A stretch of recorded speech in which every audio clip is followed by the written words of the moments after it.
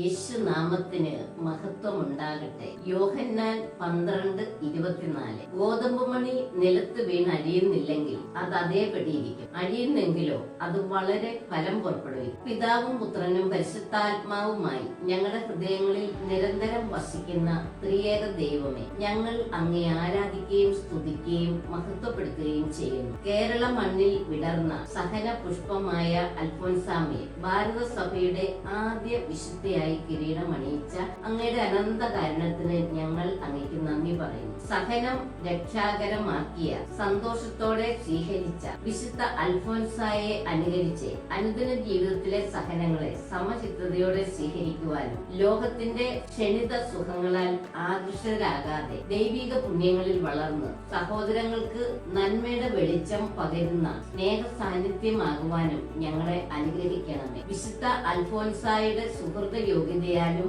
മധ്യസ്ഥത്താലും ഞങ്ങളുടെ എല്ലാ പ്രാർത്ഥനകളും നിയോഗങ്ങളും, പ്രത്യേകിച്ച് ലോകത്തിൽ സമാധാനം ഉണ്ടാകുന്നതിനും രോഗികളെ സുഖപ്പെടുത്തുന്നതിനും കുടുംബങ്ങളിൽ സമാധാനം ഉണ്ടാകുന്നതിനും അൽഫോൻസാമെ ഞങ്ങൾക്ക് വേണ്ടി സ്വർഗത്തിലിരുന്നുകൊണ്ട് ഈശോയുടെ മധ്യസ്ഥം വഹിക്കണമേ. പിതാവും പുത്രനും പരിശുദ്ധാത്മാവുമായ സർവേശ്വര എന്നേക്കും. ആമേൻ. ഹല്ലേലൂയ.